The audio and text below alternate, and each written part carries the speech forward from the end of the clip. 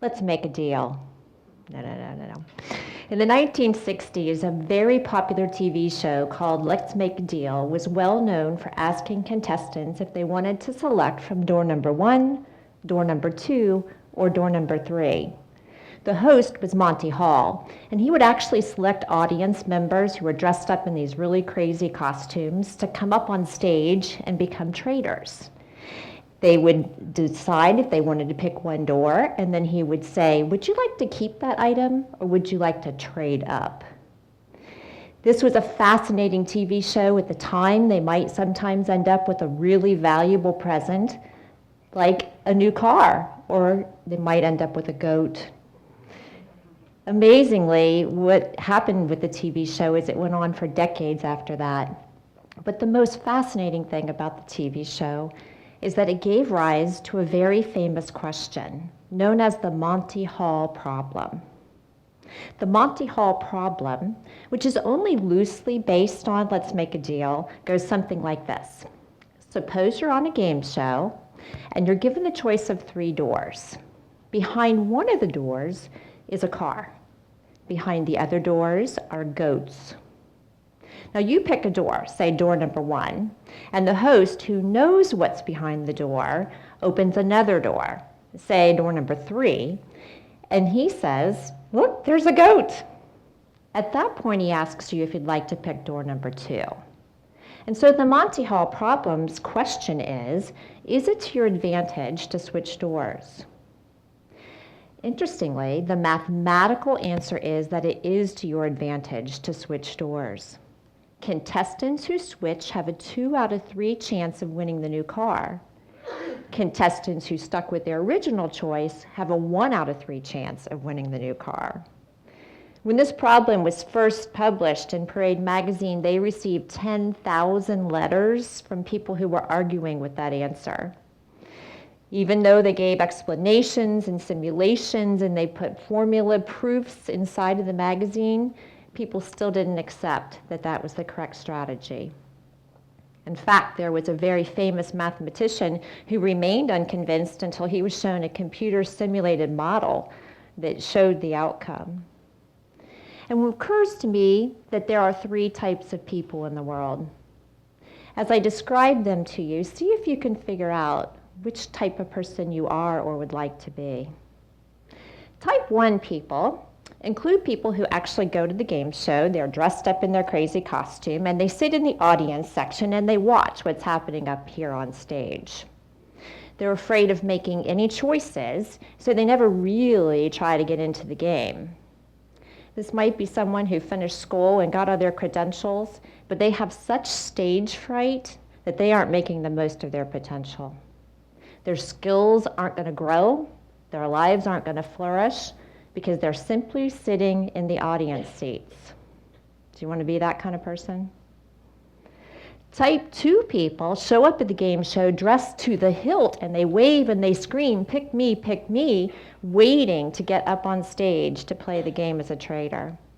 When they get there, they're very optimistic and enthusiastic and committed, and once they decide which door they're going to pick, they stick with that choice and they never waver, absolutely sure they made the right decision. This might be the go-getter that we all know and love, the person who's chosen their career path and they pass up every opportunity to try something else because they're positive that their first choice was their right choice. They're feeling pretty safe, they're feeling really proud, they're very steady, and you know what? Their lives are pretty good. But I wonder if they ever feel like maybe their lives are a little too safe. I wonder if they've passed up opportunities that might have been behind door number 2 and door number 3. I wonder if they ever ask themselves, what if? And I ask all of you, do you want to be a type 2? Now we come to type 3 people.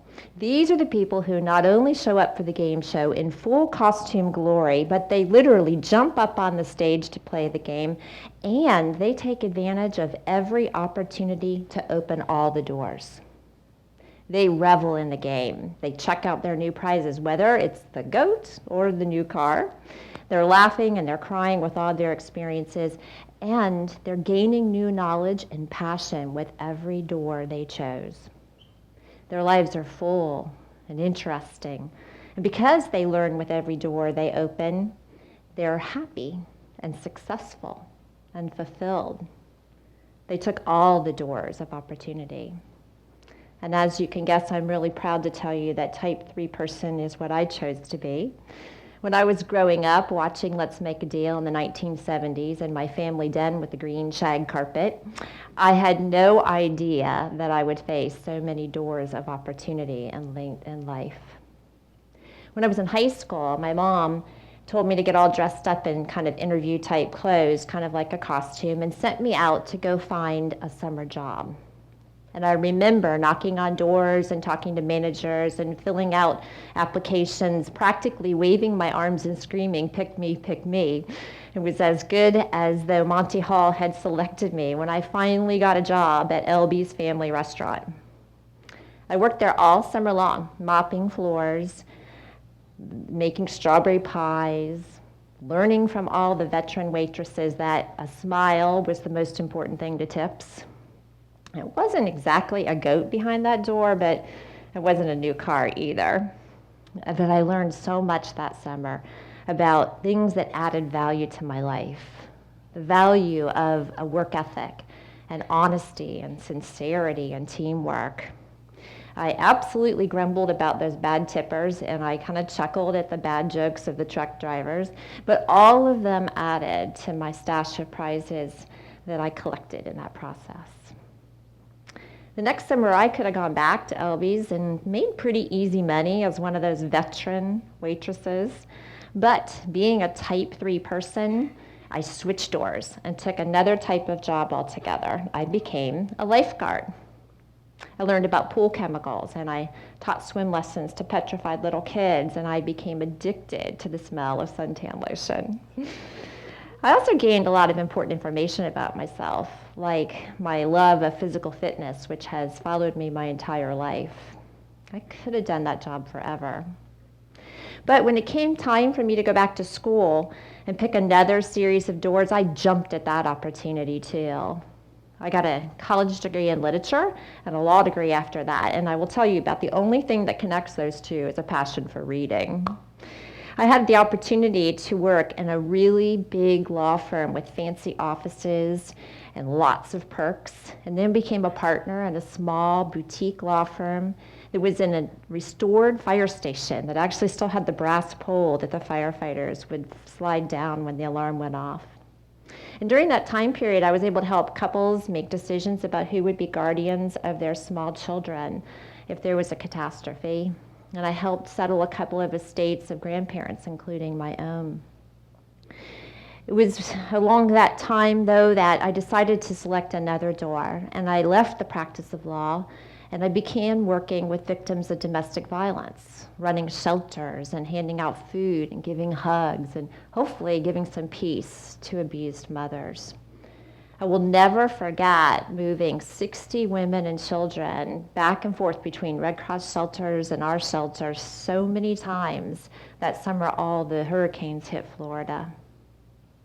If I were a painting, you would see the brushstrokes of all those experiences underneath the person you see here today. By taking all of the doors, I've gotten to spend time in Liberty City in Miami working with elementary students, and I've been on the streets of Fort Lauderdale doing gang prevention activities. I've seen how poverty affects those little kids, and I've worked with the frustration of those parents. I've absolutely been touched by the courage of some of the abuse victims and outraged at the cruelty of some other people. My choice of what doors to pick get better with every episode of the game because of those brushstrokes of what I've learned. I've had the opportunity to recruit AmeriCorps members, world changers, to make this place a better world for us. And I was a staff member at a local newspaper when 9/11 happened, and I watched how news was made, and I saw tears on the faces of longtime reporters. I helped build a women's health center, recruiting 200 girlfriends to raise money for it. And I supported the cause to cure ovarian cancer, the disease my mother died of not long after she sent me out to go find that summer job. I've fed the elderly through Meals on Wheels. I've done ropes courses. I've ridden along with sheriff's deputies. I've taken CPR courses. I've been trained in emergency response. I've run a thrift store. I've designed newsletters. I've decorated offices. I've been quoted in the newspaper. I've been interviewed on the radio. I've worked with Regis Philbin to film TV commercials. And I've thrown beautiful parties in all of the wonderful places in South Florida. But most importantly, I've spent time with people who are successful and fulfilled and interesting, people like all of you. Every last one of them would say the same thing that the Monty Hall problem tells us, that even when it's counterintuitive to switch doors, especially when you think you've made the best and safest and most intelligent choice, don't get stuck there. Switch doors. Open the doors of opportunity and win all of the prizes that life can give you. Add to the underlying brushstrokes that can make up the most beautiful painting of life you can make. Today, when I look back over my life, I can proudly say I participated in the game show of life with all that I had.